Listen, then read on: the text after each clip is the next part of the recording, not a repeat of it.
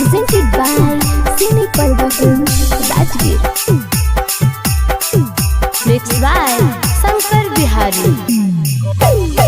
करी के जहाँ चलल शादी ससुरार छौड़ी के होलिया में, करी के जहाँ चलल शादी ससुरार छौड़ी होलिया में, छौड़ी होलिया में रंग डाल तो भतरा छौड़ी तोर सुनै चोलिया में, रंग डाल तो भतरा छौड़ी तोर लाल काजे डालतौ छौड़ी पियर काजे डालतौ छौड़ी के ढोढ़िया में, लाल काजे डालतौ छौड़ी पियर काजे डालतौ सुनै ढोढ़िया में, उजर काया डालतौ गोरे गोर छौड़ी झोलिया में, उजर काजे डालतौ गोरे गोर छौड़ी के चोलिया में।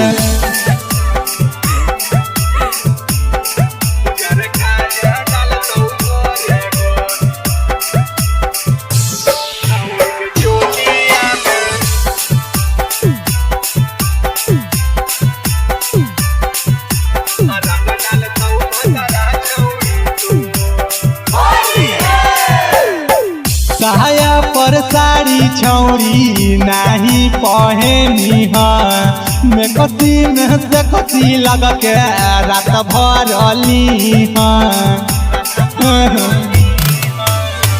साया पर साड़ी छौड़ी नहीं पहनी में कसी में से कसी बन के रात भर अली होतौ ना कौनो फरक, होतौ ना कौनो फरक छौड़ी गे तोर सुनै खोलिया में, सुनै खोलिया में रात भर डालतौ भतरा तोर सुनै चोलिया में, रात भर डालतौ भतरा तोर रंगवा चोलिया में, रात भर डालतौ।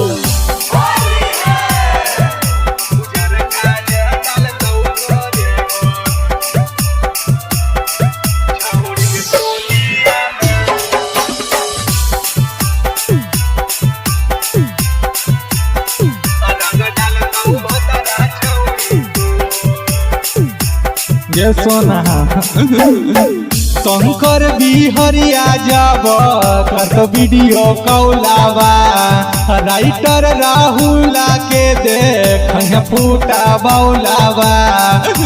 ये सोना शंकर बिहरिया जब कत वीडियो कौलावा, छोटू सिंह राइटर के देख फूटा बौलावा।